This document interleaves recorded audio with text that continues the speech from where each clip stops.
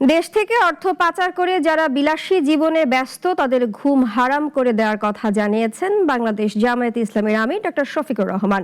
তিনি বলেন, জামায়াত ক্ষমতায় আসলে পাচার হওয়া 28 লাখ কোটি টাকা ফিরিয়ে এনে তা ব্যয় করা হবে জনগণের কল্যাণে। ময়মনসিংহ ও কিশোরগঞ্জের প্রতিনিধিদের পাঠানো তথ্য ও ছবিতে বিস্তারিত জানাচ্ছেন সানি আহমেদ।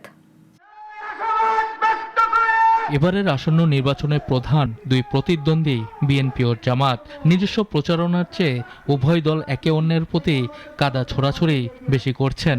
দেশ ভ্রমণের নির্বাচনী গণসংযোগে দুই দলীয় প্রধানের মুখ্য আলোচনা এখন পারস্পরিক সমালোচনা।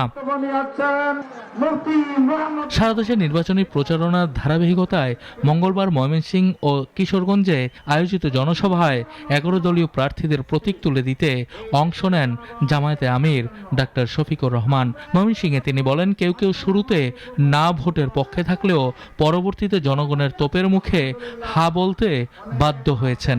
জনগণ কোনো পরিবারতন্ত্র দেখতে চায় না।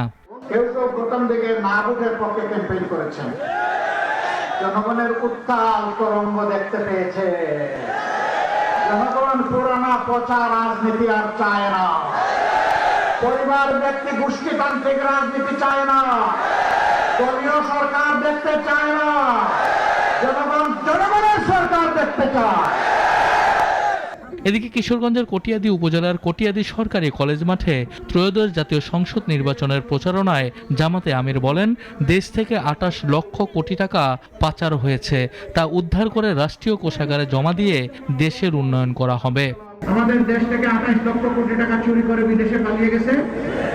ওদের পেটের ভিতরে হাত ঢুকে সেই টাকা বের করে আনবো ইনশাআল্লাহ। ওই টাকাগুলো এই রাষ্ট্রীয় কোষাগারে জমা হবে। এ দিয়ে ইনসাফ ভিত্তিক ভাবে 56,000 বর্গ মাইলের উন্নয়ন সাধন করা হবে ইনশাআল্লাহ। জনসভায় বক্তৃতা শেষে ময়মনসিংহে 11 সংসদীয় আসন এবং কিশোরগঞ্জের 5 আসনে প্রার্থীদের হাতে মার্কা তুলে দেন দলীয় প্রধান। সানি আহমেদ, নাগরিক।